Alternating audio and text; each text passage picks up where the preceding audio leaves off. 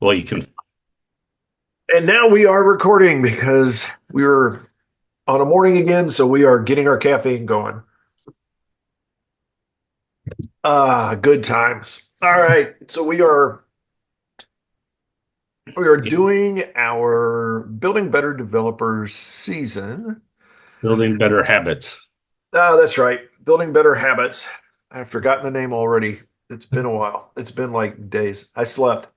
Um, so whoops, I like move a couple things around. I want to turn off my little where did that go? Focus, do not disturb for an hour at least. There we go. Hopefully that will not bloop bloop bloop on me all the time. Let's see. So building better habits. We actually mentioned, and I was like, we could start with the Pomodoro technique and dig into that a little bit. I think that might be a good one. One of them that I've got is actually it's a site that I stumbled across that was really my goal was to get back to my roots a little bit and focus on like improving languages, some of the coding skills that I've got because it's kind of stuff where it's like, you get into that rut of, all right, I'm like, you know, I'm doing Java and I've been doing the same Java for a year or 2 years or 10 years or however long it is. And although there's things that change, there's also things where you're just like, it's the way I always did it. You just sort of, it goes back to like having your kitchen sink and your own code repository where you just like start from that and you're off and running as opposed to like really going back and periodically making sure that you are like up to date on all the latest styles and changes for that language or that environment. So there was a couple things I had. That could be a couple of the episodes today, or that we're knocking out here. Sorry, everybody behind the inside baseball there, because we usually do a couple of these at a time. So we're trying to like line up a couple. Do you have any thoughts on habits and building habits? Anything that you wanted to tackle? I like the Pomodoro one first because I think that would set this a good action item for the week, Mhm. and then revisiting code skills or updating code skills periodically. I like that one. Uh, as you know, I'm in the middle of that right now, trying to pivot from Java back into Python again, and then back into HTML again because I haven't written HTML in what years. Uh, I mean, basically most of it's boilerplate. You just copy paste and then you just tweak it and then add your CSS because you're more CSS driven. Yeah. Yeah, I like that. I had some other ideas, but I think those are probably two good ones to kind of lead into this season. Well, what are some of your ideas? Because I'm happy to take like maybe we could split those over a couple of episodes or spread those out. Yeah, so one of the action items I had, so we've talked about the kitchen sink app, which could lead into the one after updating or maintaining your skill sets would be, updating that code repository, the kitchen sink thing, like you talked about. You kind of touched on that already. But the other ones I was thinking about too is the working in your business, not or working on your business, not in your business kind of habits. To start building that because that's something like you've seen some of the conversations we've had this week. Even we're getting closer to the end of the year, so it's like all that bookkeeping stuff that we have to do, and I'm trying to get all my P's and Q's in order, make sure everything reconciles, things of that nature. And I thought that would be a good one to do even earlier on because we are near the end of the year, even though that's probably a better one towards the end. But since we're just where we're at placement wise, I think it's like a good one to do now so people are prepared before the end of the year type thing. I like that one. Let's do the wow. And then the other one, and I had one more, which was around calendars, scheduling, uh, kind of that work life balance. Wow, I'm sort of torn because of the on your business versus there's also because I'm actually just did I was just in a little bit the kitchen sink app kind of mode building out doing a tech training that was about basically it's about like using that for CSS, is building sort of and actually got this from a discussion actually with Ramsey. I think you know him, Mhm. and the idea of doing sort of building out like when you get into it, specifically user experience is getting into something where you sort of build out your core look and feel controls in something very simple. It's basic, particularly like you mentioned, it's all really CSS driven these days. So it's building, and it always takes me back to the Java tutorial trails where they had when you got into, and I think it still exists out there somewhere. When you do the user interface stuff, is they've got a page, it's got all the different controls, drop downs and multi-line text and all of that stuff. And then you can always click into those and figure out how you create them all. The idea is to have like an HTML page that's got, your divs and your H1s and twos and threes and blah, blah, blahs and all that so that you can just, and then you slap your CSS. Ideally, your core CSS or as simplistic a CSS as you can. And it's like, this is what the most basic page looks like. You can always add to it, but it's really giving an excuse to have all of those controls there to take a look at them. You can actually use them. It's really great from a customer point of view as well. When you got something like this, you can say, this is what this is going to look like. This little thing that we're talking about, or this controller, this style, this is what it's going to look like. And then they can get a feel for it. It may not be exactly right, but it gives them an idea of like, here's our basic color schemes. And this is, whether we're going to have rounded edges or squared edges or insets or outsets or all of those things that you can do and give them something that it's not just kitchen sink is great for like a playground for yourself, but it's also great for a straw man to start talking to customers about things. Yeah, I think I remember that conversation a couple of years ago with him on that, where I introduced him to Zen Garden, which is essentially that. It's a site that gives you, hey, here's a whole bunch of HTML sites, and then you can click the style or the theme you want, and it's the same HTML, but the pages are completely different because it's just applying a CSS layer to the core HTML. Because the sites are, I think, literally nothing but divs and IDs, and you click it, it's a login page. You click it, it's now this big movie banner page, and it's literally the same HTML. It's all style driven. And that's exactly what I did in that conversation when I was I was doing a little tech training thing. Is I was like, hey, this is what you do to get you. This is for your look and feel for your application. However, if you want ideas, and I pointed them to CSS Zen Garden. I was like, you can go look here and get some really fantastic ideas of things you can do. And this is all within CSS. It's really to help. To me, I see it as really a way to help people understand that are getting it, that are particularly like middle and back tier developers to be like, okay, if you want to go do a design, if you need to do an interface, let's try to do something better than just like raw HTML black and white forms and stuff like that. Here's some of the stuff that you can do that is gorgeous and you can do it through CSS. So, which is really what you want to do is you want to be able to have it set up in a situation which you take your CSS file and you apply that and then boom, you've got a look and feel. And then now that you've built a solid CSS file, the next application, you can start with that and say, okay, well, here's all the things I need to mess with. And if you can use variables, which I recommend not doing it because too many things don't recognize those. I thought I was like, cool, this is going to work great. And then too many browsers do not recognize the variables properly. So I instead had to sort of like have comments to say this is, the primary colors, secondary colors, tertiary colors. This is informative colors. These are warning colors and things like that. And then I have to do a global search and replace within it. But at least it gives you something to make that next application startup a little bit faster. See, and I like that because we could then take that episode and then flip it to a testing episode on testing actions, like building your sites with a test driven manner. Because if you're building a website, especially if it's a website, IDs are very important because Yep. any action item or any action field, really anything on your page needs an ID. If you have text, label, something on there, it needs an ID, and then we can then write the test to go, look at that ID, make sure it's rendered, make sure that the text or whatever value is supposed to be there. Because that saves you a whole lot of time on the back end because you can spin up a headless browser, say test this, and if it comes back, oh, it failed, well, you know immediately, okay, this is where it failed.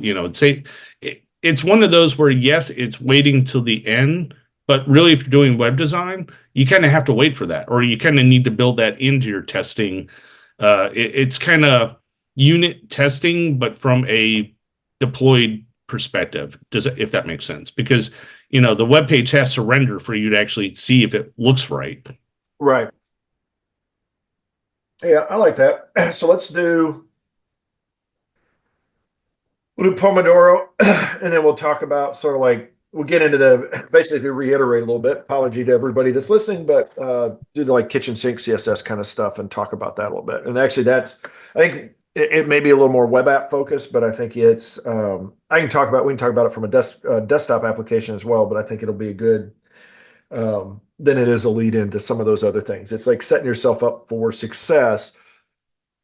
And a little bit of it actually does go back, although I do want to come back to working on your business, but it is part of working on your business, part of like building out templates and doing things so that when you do it, you are consistent within each of those. It's, standards and programming guidelines and such. One suggestion too, before you cut in, take a breath before you just go from talking from this into, because you've done that a couple of times, and I've had to get a little fancy with where I'm cutting it. When you go from okay, and then you're like immediately, it's like That is totally intentional. That is exactly what I love to do. I love to just like be like, there we go. So that there is just like a boom and we're into it. Fine, take my fun away, killjoy. I'll do it. There you go. Well, hello and welcome back. We are into our new season number 23. You can't see that, but some people can.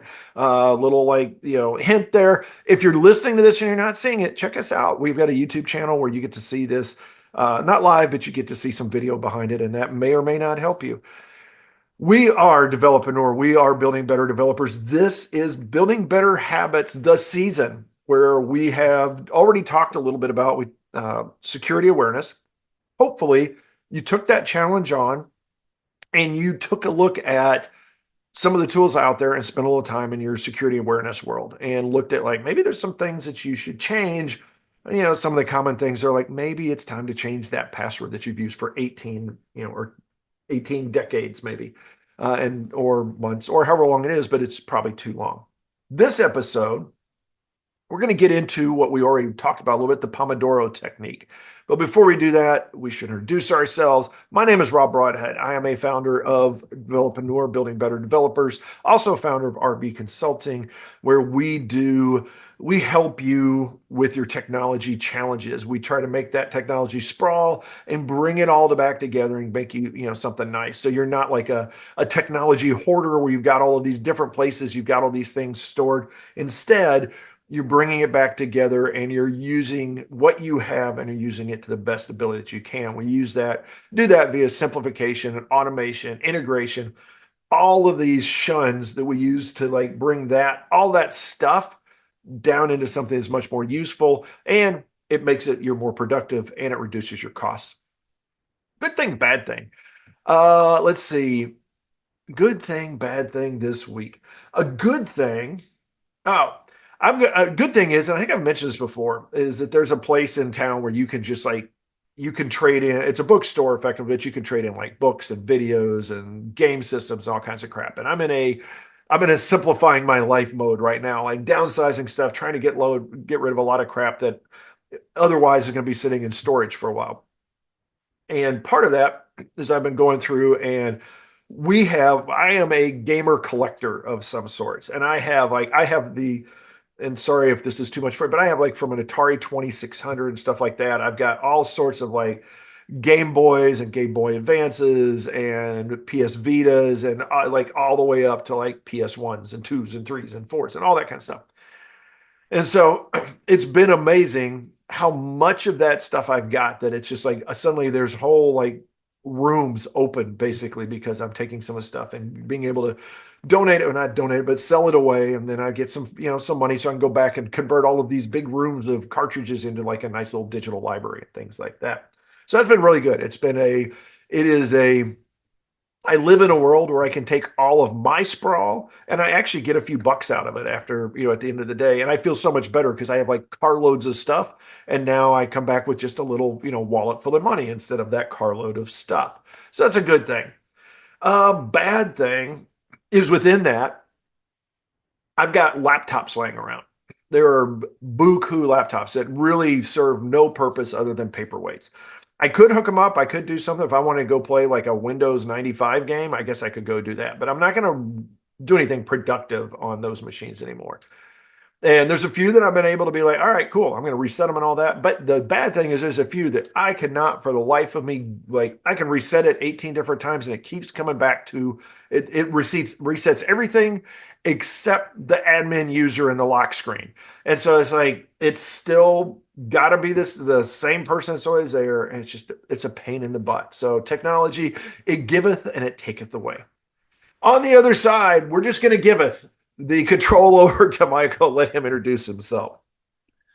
Hey everyone, my name is Michael Meloche. I'm one of the co-founders of Developreneur, building better developers. I'm also the founder of Envision QA, where we build software tailored to meet the unique needs of healthcare professionals and small to mid-sized e-commerce businesses. If you're looking to build new applications, we will help you through software assessments, building out those software design documents, and then building the software. For existing businesses with actual applications they're trying to support, we will come in and we can help you build the testing into your systems to actually help you be able to maintain those legacy systems and produce newer software. Good and bad. Good. Making a lot of progress with a couple little customers I have. We're moving things along, which is always good. You kind of go from that anxiety of, are we going to get there, to, yay, we're moving along, moving that dial forward. Bad thing, I still have gotten absolutely nothing done in the yard. The temperatures have finally dropped. I'm able to actually get outside and not die from overexposure to the sun. And my to-do list is going to stack up pretty quickly here.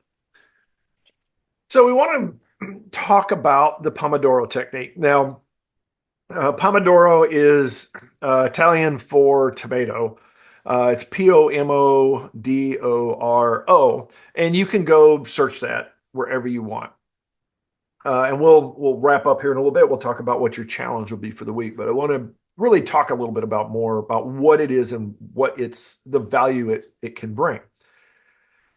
The idea of this, and if you go look, it's really, I forget why they originally said tomato, other than I think it had to do with like the timers they were using and some things like that. But the idea by default, now you can tweak these things. By default, the way Pomodoro technique works is the idea is that you take 25 minutes in a half-hour block, you take 25 minutes that are ultimately focused. No phone, no email, no nothing. You have a task and you're focused on that, and that's it. Don't bounce to another task. Don't, split your focus at all. It is not multitasking. It is the opposite of that. It is hyper focused on your task. So if you are coding, then you are coding that language, that project, that task. You're not bouncing around to like a log file that's sitting there running in the background and checking on it, or you're not answering an email, you're not out on Slack or anything like that. You're focused. And then at the end of the 25 minutes, you get a 5-minute break. And then you jump into your next Pomodoro, which is another 25 minutes of work, 5-minute break. The whole idea is to get you like really, really focused.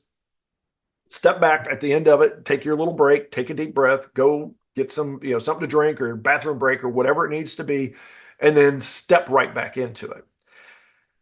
In theory, it is, if you work an 8-hour day, you would do, if you break that up into half-hour blocks, you would do 16 Pomodoros. What you will find out if you ever do a full day is you will not get 16 Pomodoros done. That 5-minute break is going to often, it'll stretch to maybe 7 or 10 or 15 minutes or things like that, because this goes back to realizing how much we get interrupted.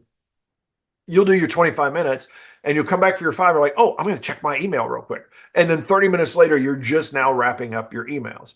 Particularly if you're in something where you've got, team interactions, stuff like that. Where you're like, oh yeah, I gotta resolve this. I gotta go send this. Now you could, if you did it right, you could say, I'm going to do a Pomodoro of coding, let's say, and then I'm going to do an email Pomodoro where I'm going to spend 25 minutes and all I'm going to do is crank through my emails.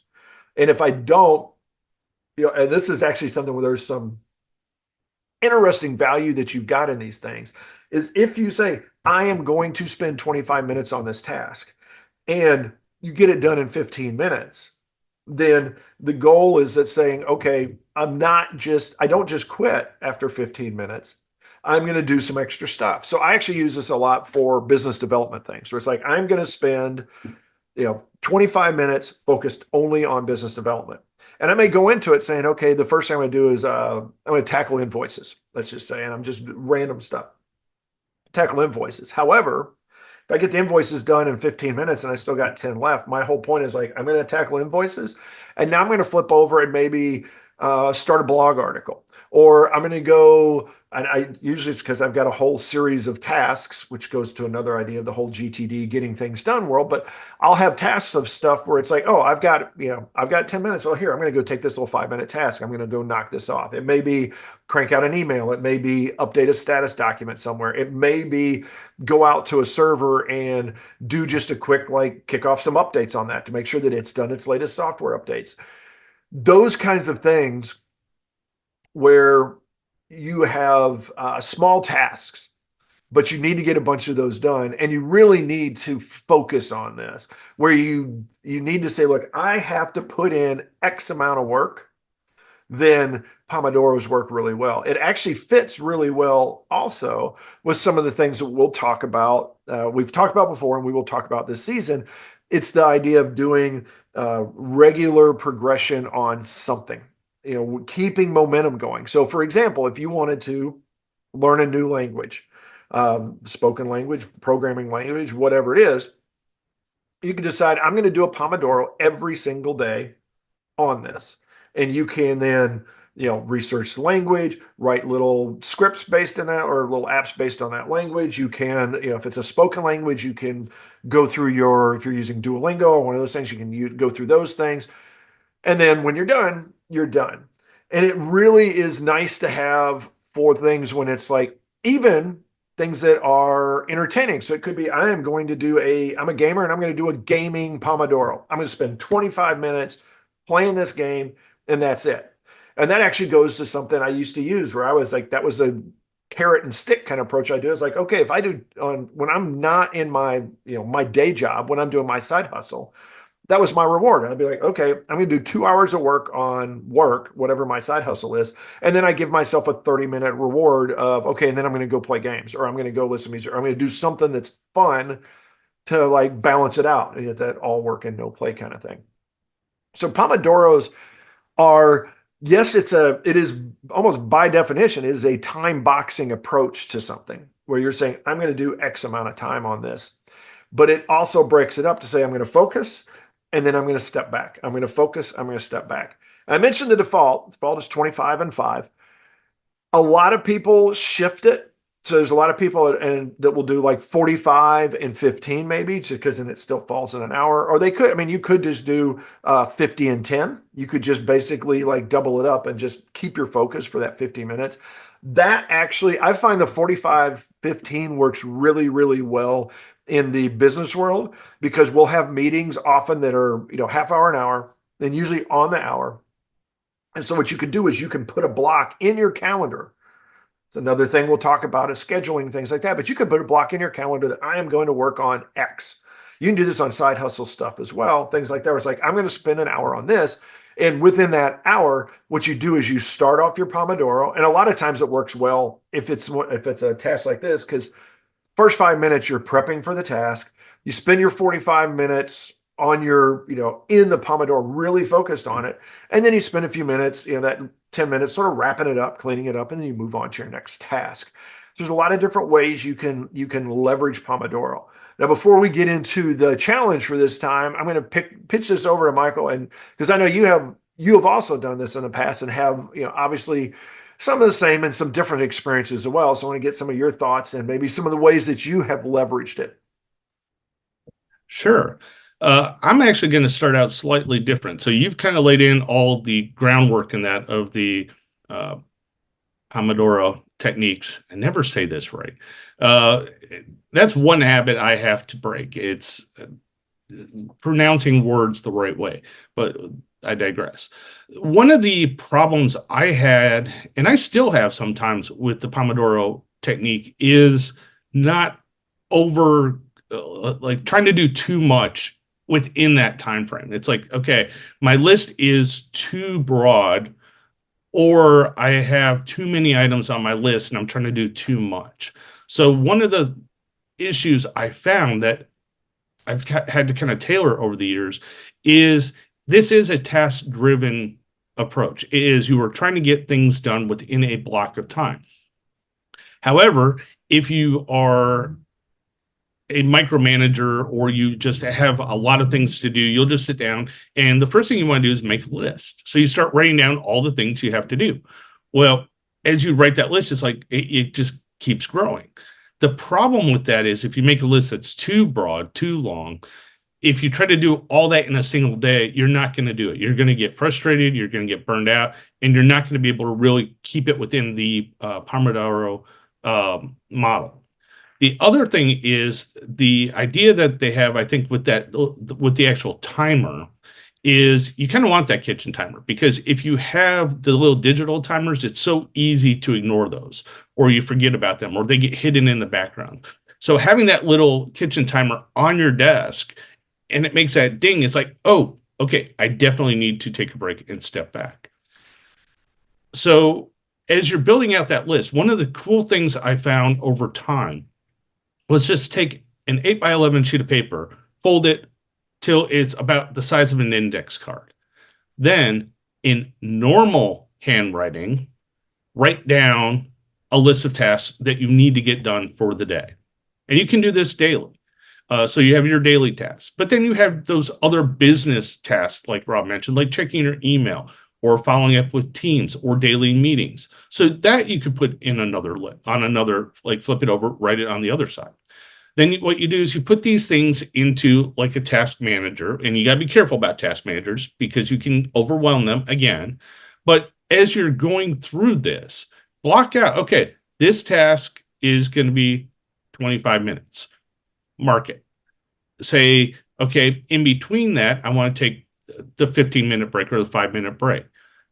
Put the break in your task. Go for a walk. Check email. Bio break. It may sound strange, but you kind of want to micromanage it a little bit at first till you get comfortable doing this. Because if not, you're going to be a little bit overwhelmed and you're just going to kind of get stuck in a heads down mode. It's like, okay, I'm working on this task. Stop. Oh, but I'm not done with this task. So I need to keep working on this task. And yes, you can, but take that break. Take that 5-minute break, go do something else, and then come back and jump right back into it and kind of run with it some more. So those are just some of the techniques and things I've learned over time that you just have to be careful with this technique.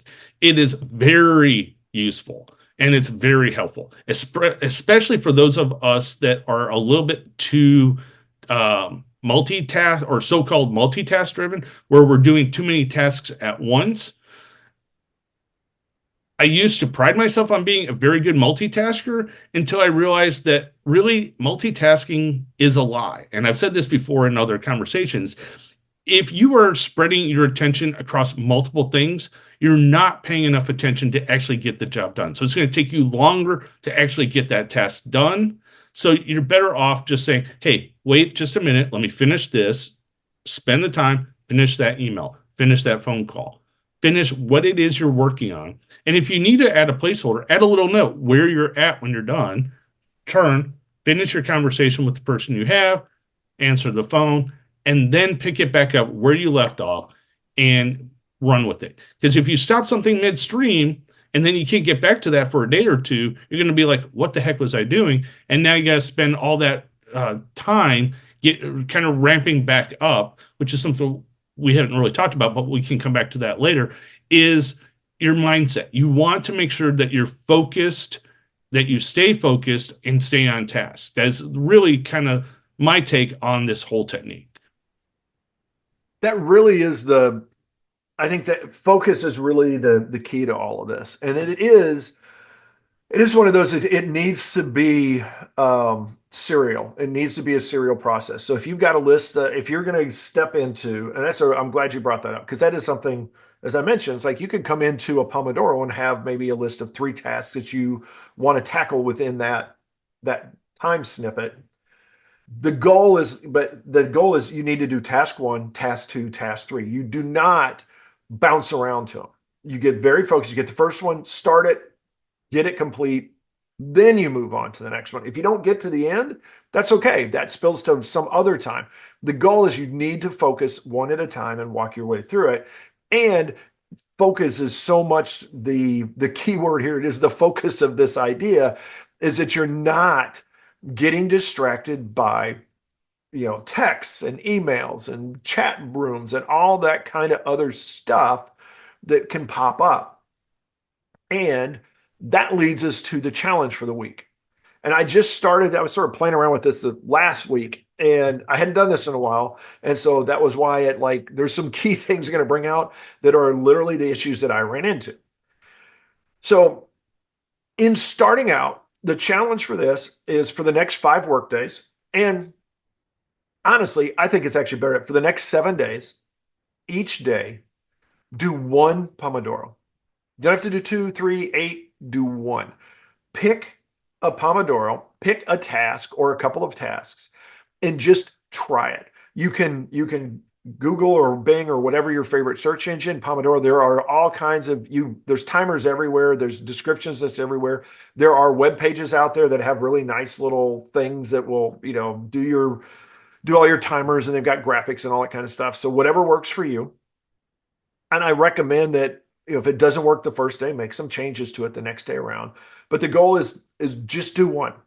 Your goal to this mission, should you choose to accept it, is that you do 25 minutes, and you can change if you want to do whatever your time frame is, but you do 25 minutes of that focused work. And you're going to run into things, which I ran into, where I did that, but I had not set stuff up enough. So I had emails come through. I had texts come through. I had all these different things. Like texts are really tough because I'm sitting there working on my computer and my phone's over on the side and it'll start doing its little hey, pay attention, I'm over here. And so you got to put your phone away. When I did this regularly, I did this for a while, many years ago. One of the things I did is I put my phone in another room. I had no phone there. I made sure there was no way to get a hold of me or distract me from it. And this includes, I said, the next 7 days. I think it is going to be very valuable for you to not only do a work-related thing, but try something that is not necessarily work-related. So it may be things like, I'm going to do a Pomodoro where I clean a bathroom, or I'm cleaning the kitchen, or I'm organizing my office, or whatever it is, to see that, to get you just sort of, I feel that there is value in focus. We talk so much about and we are the world screams at us with all these different ways to get a hold of us. And you got to talk to me right now. And I got to do this. And I got to have 18 conversations at a time. And you know how much you get ticked off when you're on a support on chat, and that person on the other side of that is supporting 18 people at the same time. They're really distracted. Or if you really want to do this, go out with your significant other, and while you're talking to them over dinner, be looking at your phone the whole time. See how well that works out for you. So we don't like it when people have their attention split. And so we need to, there's a reason for that. It's because if your attention is split, you're not giving all of your focus to the tasks at hand. So let's try doing that with our work. And that's, I said, extend it 7 days and pick something that's even not a work thing, because I think this will help you do a better job of it. Is that you'll start realizing where focus and batching tasks together and some of those things really do bring value because it really comes down to if you want to be more productive, it's not about doing more things at the same time. It's finding a way to reduce the natural cost of switching gears from one thing to another. If you want a purely mechanical example of it, if you go to race car drivers and they're like they're flying through all their different gears. One of the things is the faster they can move from gear 1 to 2 to 3 to 4 to 5 to 6 to 7, the better that's all process improvement there. They're still going to accelerate probably at a roughly the same rate, things like that. But that ka-chunk, ka-chunk, ka-chunk while you're changing gears, that time they can reduce. So there's things like that's where this has become valuable. So the challenge is next 7 days, once a day, at least. And I would say just start with just one. Don't push it too much. Do one Pomodoro each day. And then let us know your thoughts, especially as you get into that day 6 and day 7. And after you've completed it, see if you want to continue. Or I would love to hear feedback on this. Like, where did you find it was a challenge? Where did you find it worked really well? What are some, and part of it is like, what kinds of tasks did you choose?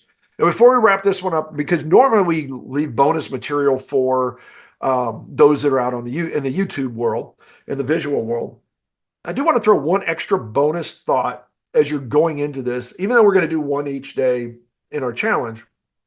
One of the things you can do when you decide to put several Pomodoros together, you do not have to work, break, work, break. What you can do is you can do work, break, and then keep that into the break for the next section so that you're basically doubling up your break. So instead of 25-5, 25-5, you can do 25-10, 25-10, and do that as your breaks. And I mentioned that because it was something Michael said that triggered me. I'd forgotten about during the COVID years.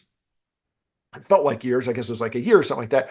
I was in a situation where I was sort of doing Pomodoro stuff, but I was doing it, and I wasn't doing it as officially, but I would do 45 minutes on, 15 minutes off. And it was just something that worked out really well for my schedule because I wanted to keep focused because it was sometimes hard to keep focused on the things I needed to get done. But one of the things I would do towards the middle of the day after a couple of Pomodoros is I would do 45 minutes and then I would have a half hour before my next 45-minute break. During that half hour, I would go do a mile walk basically. So it would be, I could take that half hour. I could go spend, depending on how I did it, and whether there's a walk or a jog or whatever, I could spend 15, 20, 25 minutes getting some exercise, getting away from my desk.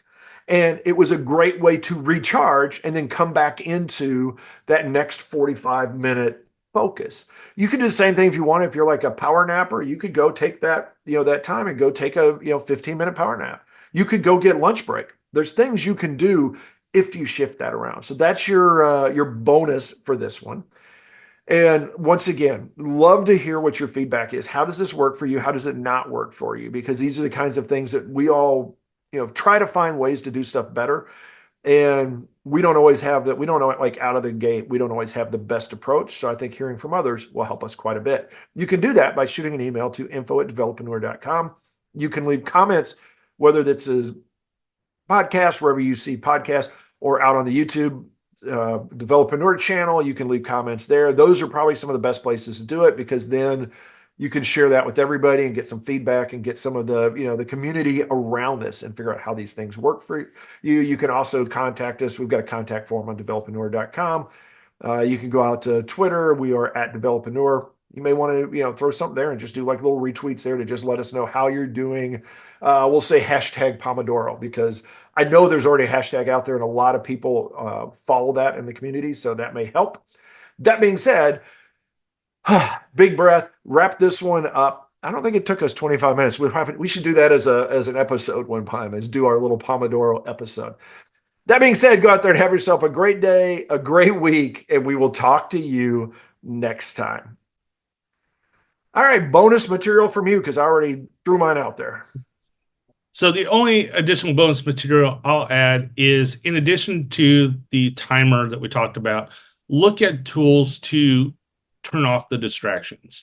So like if you saw the episode bonus material, Rob was sitting there trying to turn off all his little beeps and dings and messages. Use the tools you have on your devices. Microsoft has ways of turning things off. Apple, especially, what's really cool about that is if all your devices are synced to the same account, if you turn focus on one, it turns that on for all your devices. So like your watch, your phone, so all things of that nature. But try to limit what you allow for those exceptions. The more you can block it, the better it is. All right. Well, that will wrap this one up. I want to thank you guys, as always, for coming out here. Like I said, this is a perfect place for you to leave some comments about your Pomodoro experiences and suggestions and recommendations and things like that, because I think this does go back to, we've talked so much about like incremental, steady progress, and Pomodoro, just one a day kind of thing, is like perfect for that. You can even set it. I used to do 15 minutes, and we've done our so many of our tutorials are in these little 15-minute chunks. You could easily do a 15-minute Pomodoro every morning. I'm going to spend, just set your timer. You don't have to worry about the break afterwards. Or you could do, like, if you're doing two things, do it 15 minutes, 5-minute break, 15 minutes, and then you're off and doing your day. And it took you a little over a half hour, and you had two things probably that you were progressing on. And as just a sort of like personal experience, I had a period for about a couple of years. I had four of them. I did. And I didn't do breaks. I did 15, 15, 15, 15. It did usually took me, because I was switching gears, took me a couple minutes between each one. During that time, I was working on a business. I was building a software application. I was learning a foreign language. And I wish I could remember the other one was, shoot, I forget what the other one. I think, oh, the other one was just daily financial kind of stuff, was just like making sure that I had everything, all my ducks in a row, paying bills and stuff like that. So I didn't wait till the end of the week to get it, or the end of, 2 weeks, as I was just like, oh, I was doing that. So that was like it was an early start. I'd, start my morning, and that was like the first hour of my day was cranking through those things. But it worked really well. It was amazing how much progress I made as I got into the, weeks added up and months added up. And the next thing I know, I had built an application. I'd learned a foreign language, all that kind of stuff. So that being said, we will wrap this one up. Go out there and have yourself a great one, and we will talk to you next time.